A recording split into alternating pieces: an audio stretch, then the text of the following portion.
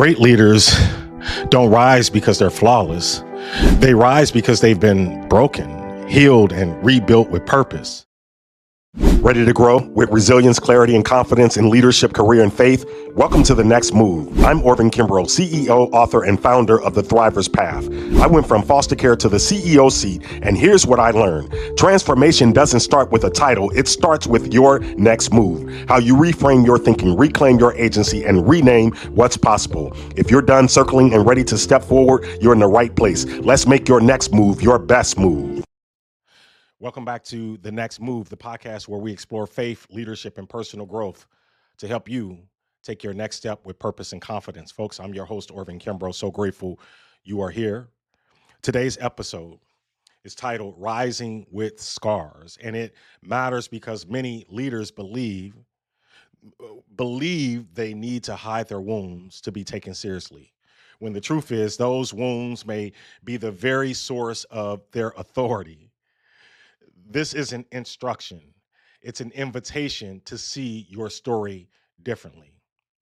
Here's a simple truth I've learned over time. Your scars don't weaken you. They don't weaken your leadership. They deepen it. For a long time, I believe great leadership came from polished stories and perfected strength, from showing up composed, confident, and unmarked.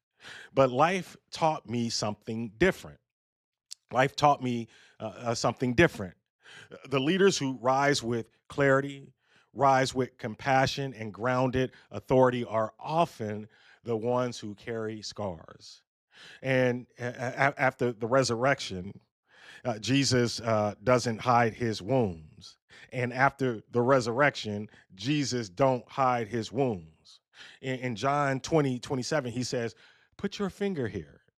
See my hands?" That moment matters. Jesus rises, but he rises with scars. The scars aren't erased, they're transformed.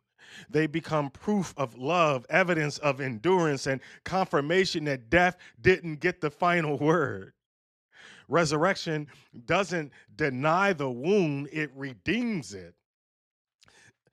A scar, a scar means you've survived something meant to destroy you.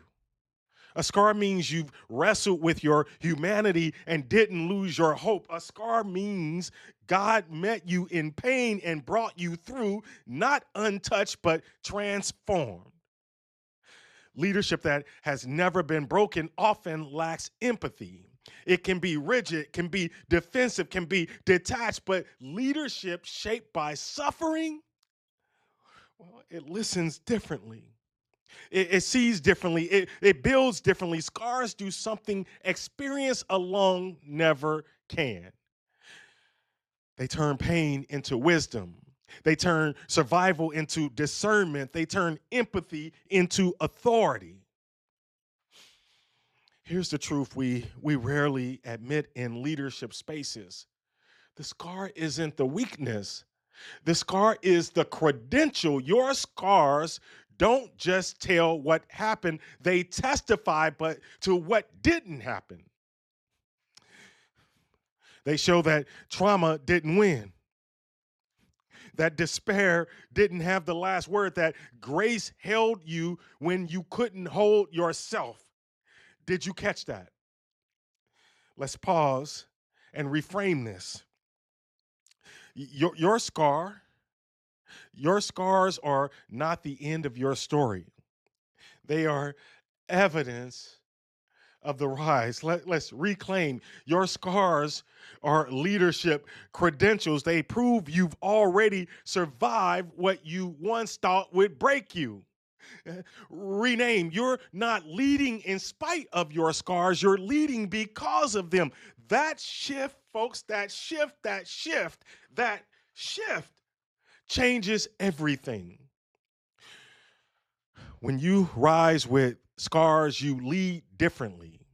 You don't perform strength, you embody it. You don't posture, you remain present. You don't hide, you model wholeness. And people follow differently when they know When they know your strength is rooted in truth, not image. Resurrection leadership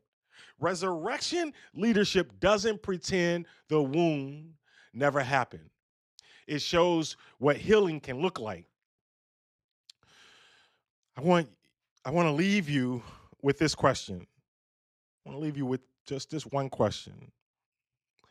Which scars in your life carries a lesson your leadership needs today? Sit with it, honor it, and don't rush past what God may be revealing. If today's reflection resonated, I invite you to explore more leadership reflections inside the Thriver's Path at orvinkimbrough.com. And if you want a deeper look at how scars shape leadership, Twice Over a Man shares my own journey of brokenness, healing, and rise. Share this episode with a leader who needs to remember where their real strength comes from. Until next time, keep rising with honesty, keep leading with truth, and keep taking your next move.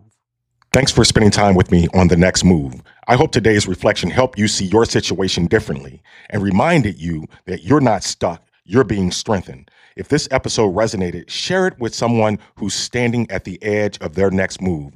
And be sure to subscribe so you don't miss what's ahead. For deeper reflections, tools, and guided pathways for growth, visit orvinkimbrough.com and explore the Thriver's Path. Until next time, remember, every small step taken with intention moves you closer to the life and leadership you're becoming.